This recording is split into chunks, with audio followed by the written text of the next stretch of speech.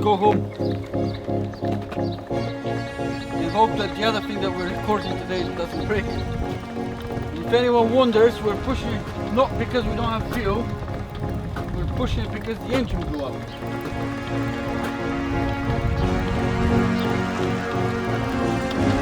I want to get water or coke from the shop, but I have no money.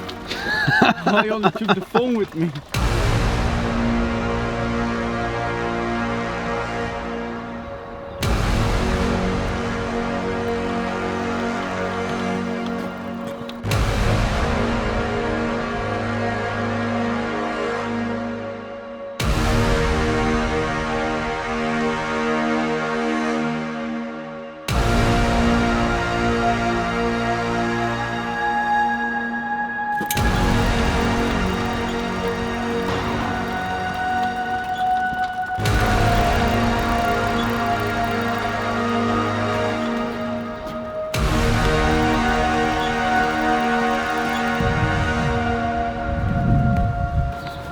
What is up everyone, and welcome to the channel. This is GenchoMoto, and today's startup, or how do you intro, or whatever you want to call it, didn't went as a plan.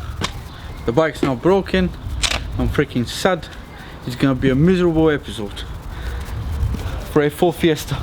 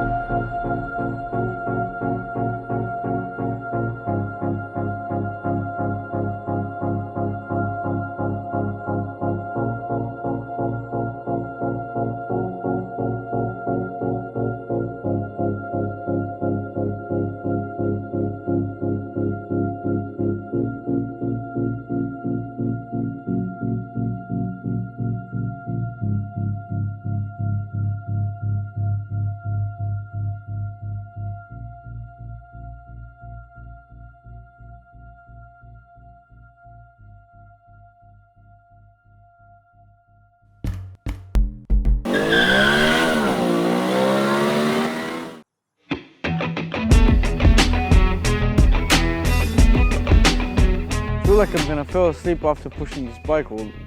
This Fiesta actually is into our previous video. You probably, if you've seen it, you probably know what was the state of the Fiesta. This particular one is a Cat N. It was missing half of the front end, but it wasn't as bad as it's in all the pictures. You will be able to tell from the video. I've had it sorted already. I've sorted all the mechanical issues. We went for a 1-year MOT. Luckily, we passed with no advisory, so that means I've done my job properly. Whatever's left is basically that dent on the door and the seal, which is just around here. They're not going to be fixed because one of my mates wants the car as it is, so we might not fix it. If he decides on the end that it doesn't want the car, then we're gonna fix the door. But if you wonder why we ended the previous video without fixing the dent, this is the reason why. But with all of that being said, let's just start. This is a MK7 Fiesta. They start their production in 2009 and they finish in 2017. Let's go around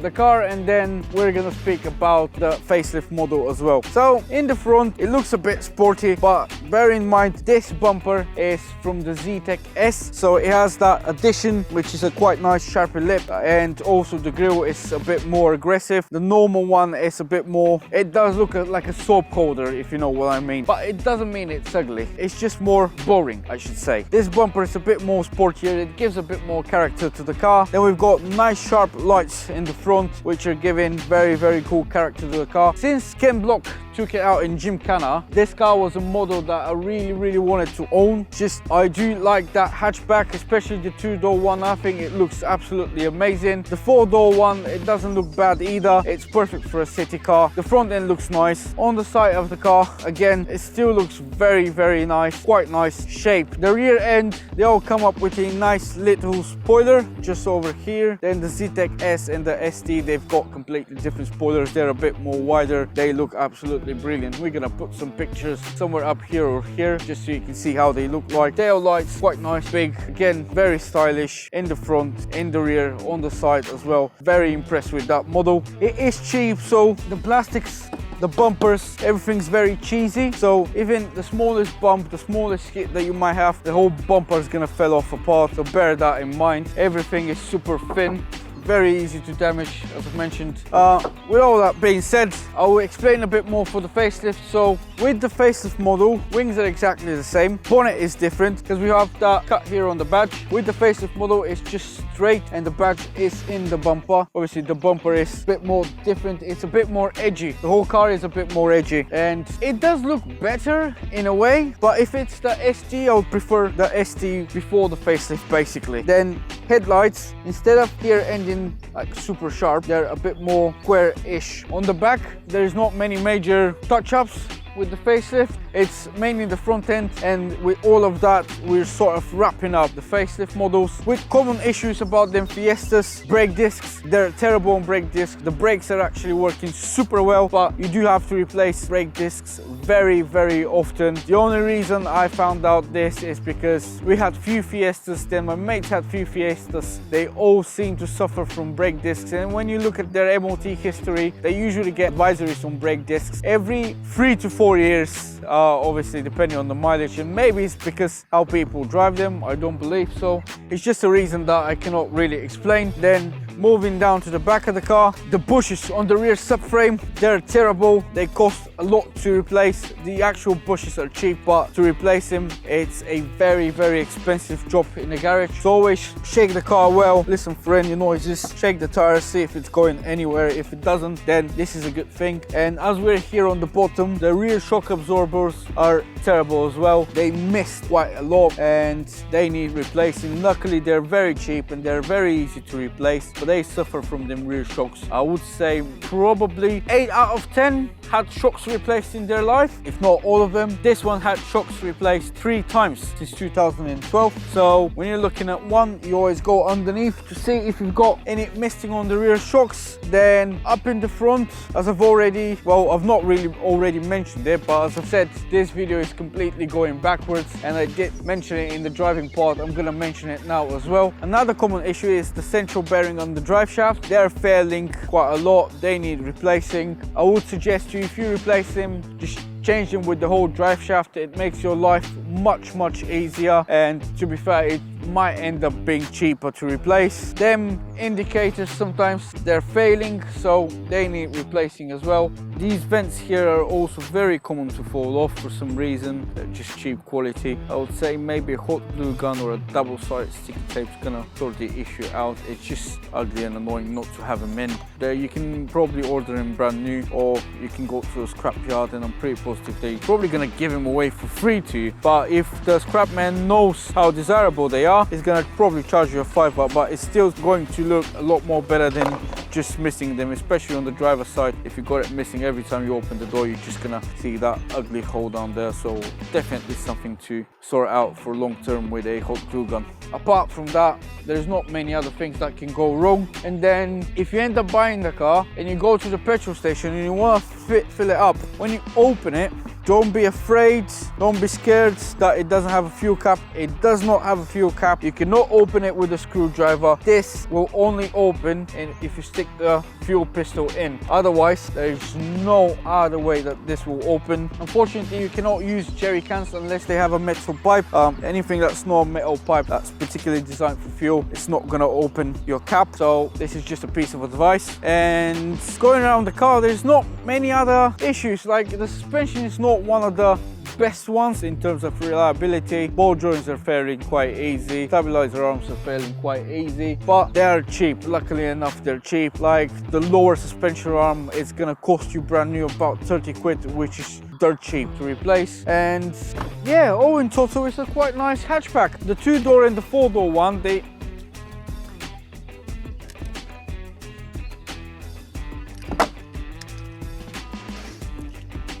it's not my day today, is it?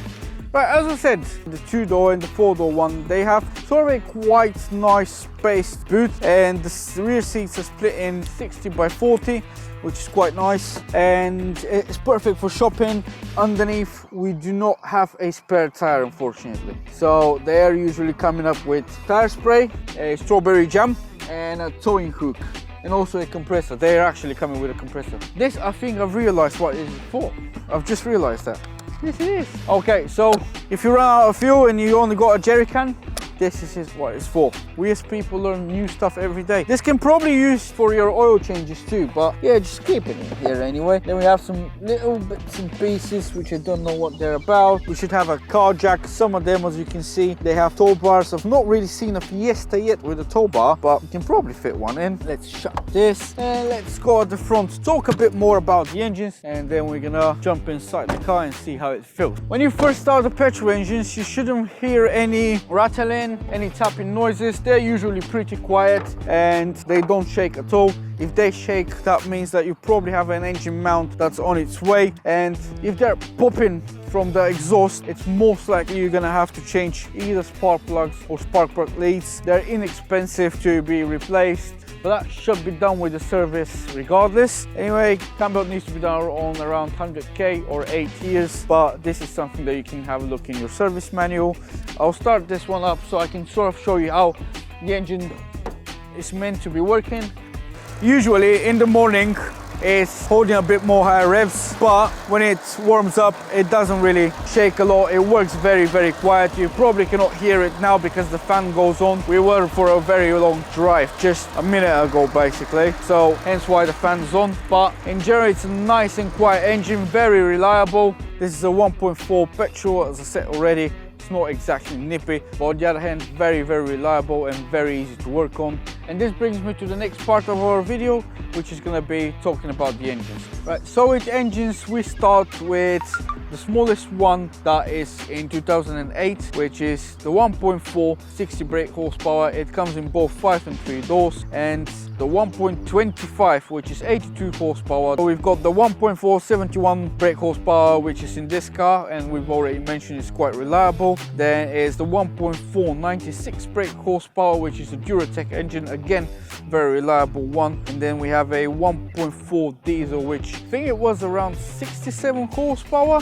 And we have the fastest one for 2008, which is the 1.6 GI VCT, 105 brake horsepower and 120 horsepower. They're quite nippy, but with a decent map they go, and they're very, very fast. And in 2013 we've got the 1 liter Duratec, which is 80 horsepower, and then we've got the 1 liter EcoBoost that comes in 100 horsepower and 125 horsepower. They're very desirable, they're very reliable and very, very fun to drive. This is pretty much the top choice for a lot of them. Then we have the 125, which is, again, I've already mentioned, EcoBoost, 82 horsepower. And in 2013 we also have the ST 1.6 EcoBoost, that's 182 horsepower, and also we've got one that's 200 horsepower. They're ridiculously fast because the car is ridiculously light as well. Absolutely brilliant to drive, but they cost a lot of money. They're very, very dear. Then for the diesel engines, we have the 1.4 TDCi, which is I think 67 horsepower. Then we also have a 1.5 and a 1.6 diesel. They're very cheap on fuel. They're reliable, they're decent on miles per gallon, perfect for town drive, but you do have to take them every now and then on the motorway on second and third gear, just to, sorry, not second and third and fourth gear, just so you can clear the DPF. They come in 5-speed manual, they come in 6-speed manual, and we also got the automatic and the semi-automatic. It's very, very preferable what you want. If you're looking at the automatic one, you should be looking in smooth gear changes. That goes same for the manual one. Clutch is light on them, it bites somewhere in the middle. So if it bites somewhere in the middle, usually that's not an issue. Test the car if it's slipping, just in case, somewhere on a hill. Try on second and third gear, see if the car is gonna just stall. Doesn't stall, then it's fine. Gearboxes should go in very smooth, not sticky. This is what you want to look for in the manuals. And with all that being said, let's just get in. By the way, this is a very cool feature, especially for city cars. Once you lock your car, the wing mirrors go back in, so that prevents them from people hitting them with their cars. Unfortunately, this didn't really save that wing mirror because it's been already hit. When you unlock it, they go out. And yeah, let's have a look how it feels inside.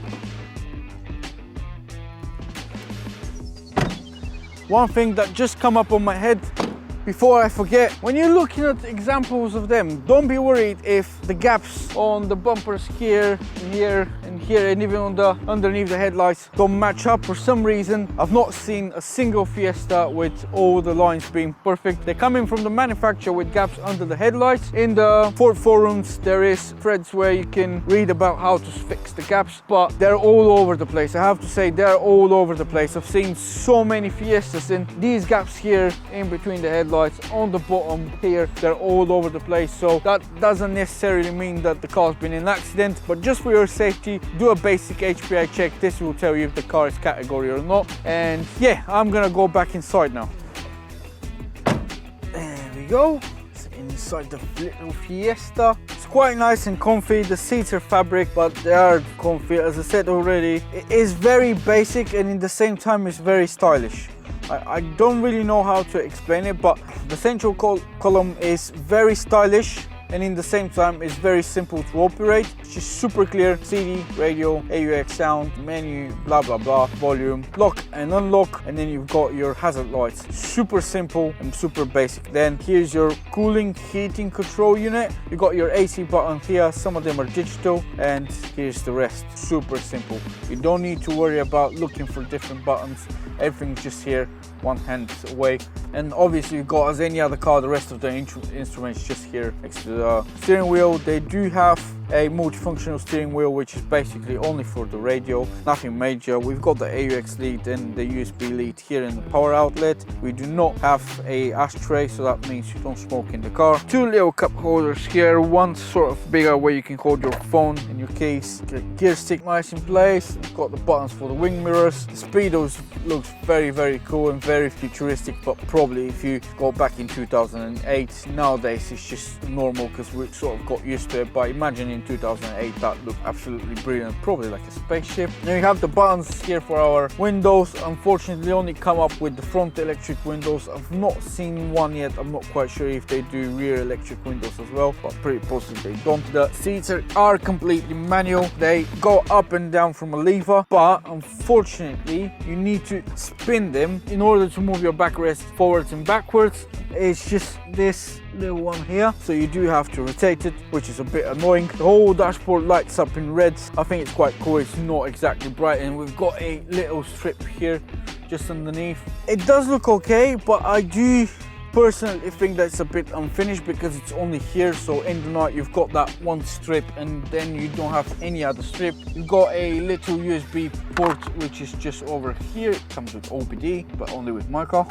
Shut this back. Then we do have a central airbag for the passenger, and airbag for the legs, which is very nice. Quite a safety car to be fair. Seat belts can go up and down, which is decent. Obviously normal lights. Anything else, it is nothing special. I do have to say it's nothing special. Glovebox is sort of a good size Glovebox. We've got a pen holder, and we can probably put and leave the rest of the paperwork of the car just in there. And we have some pockets on the side of the door. I don't know what you can use them for. They're not really deep, but you can probably store some pencils or your phone or whatever you like. Then we have a very little pocket here, which is absolute nonsense if I need to be honest. It is what it is. As I said, nothing really special, but for the price for the car and the age that you're getting, it's not terrible at all. And it's comfy, basic but comfy, and in the same time stylish. Very confusing car in my opinion. Very confusing car, but maintained properly, it's a good little run around. Let's go and see how it feels at the back.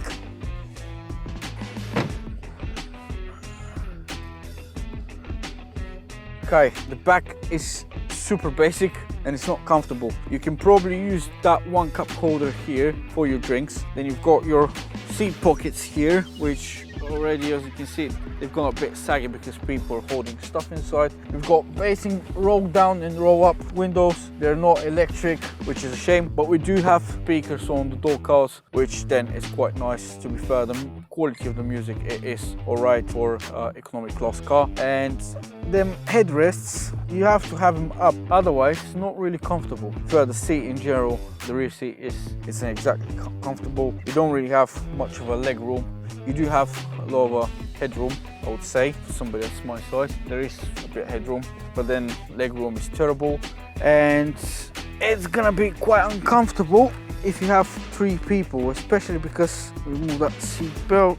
Yeah, I'm trying to decide whether it's gonna be perfect or not, but it's not. It's mainly a 4 people car, I would say. Yeah, definitely not the car that I want to be in. To be fair, even the Mini was probably more comfortable than this Fiesta at the back. I feel like I'm sitting on a wooden bench. I don't know why, but just how it feels like. I've not been into a 2-door Fiesta at the back, but it's probably the same story. We do not have a armrest on the back, but again, a hatchback, so can't really expect it. But we do have Isofix, which is for kids.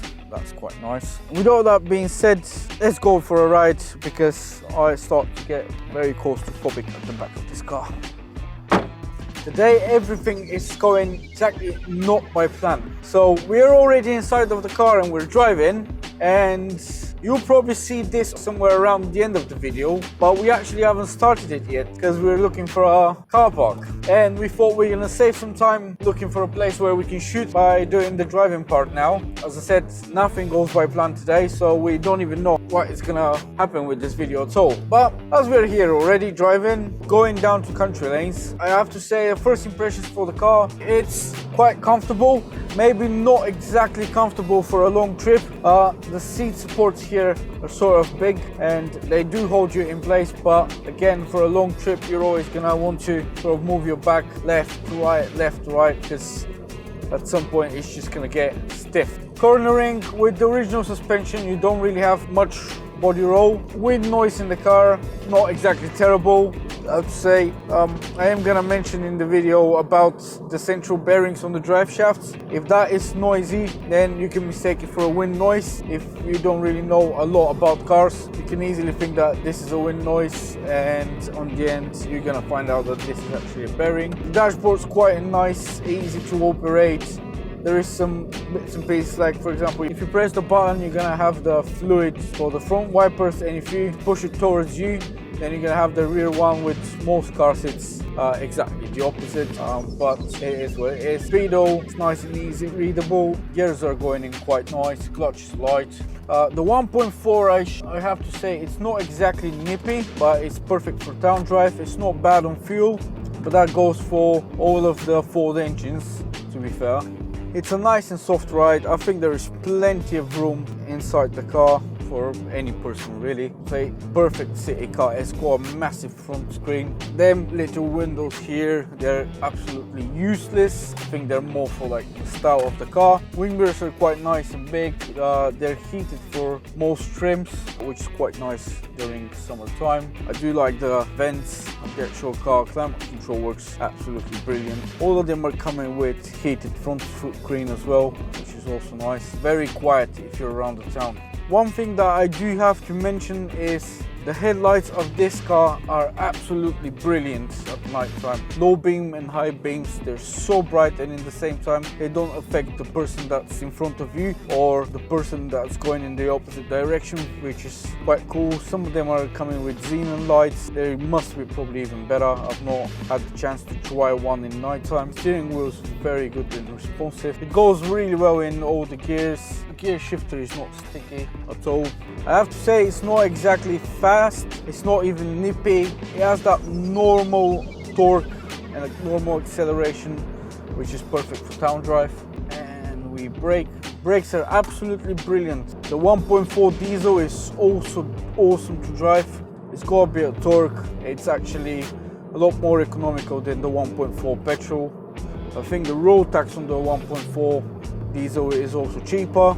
Got quite a lot of cup holders, AUX lead, USB port, so you can listen to your music. The sound quality of the music is not too bad. In general, to be fair, for the money you can't really go wrong. It's a nice and decent car. Don't really have anything bad to say about it. I mean, there is this, there we go, here's the body roll, but it sticks to the ground as long as you don't drive it too fast. See, if you're planning to drive fast or you're planning to go on a track, go for a turbo model, lower it on coilovers, get some decent tires, and you're gonna sort the issue with the body roll. There's no terrible knocks or bangs. It does drive soft, as I've already mentioned. The prices on these vary a lot because the fact that they've been built from 2009 all the way down to nowadays. Average mileage for these ones, I think, is around 70k. So if you're looking for a model around 70k, 4-door one, you can pick up a decent one for around 2.5 grand, depending on how many keys, owners, history, as any other cars I've already mentioned.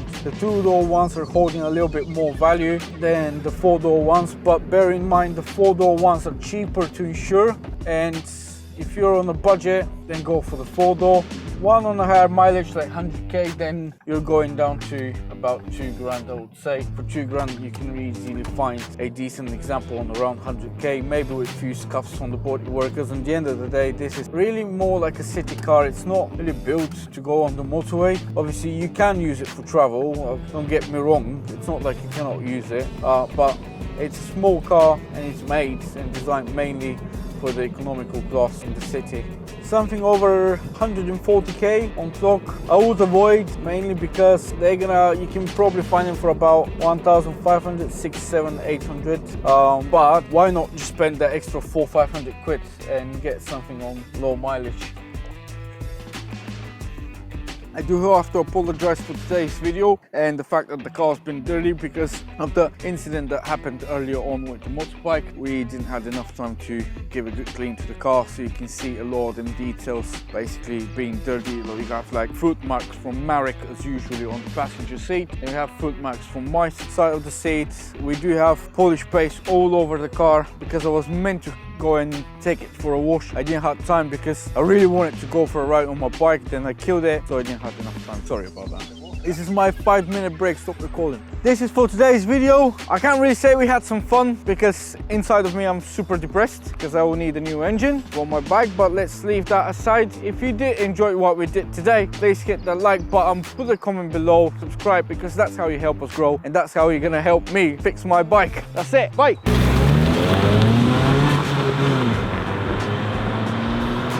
See you later, Gench. Get out of here. I'm not gonna mention the bike. Leave the bike alone.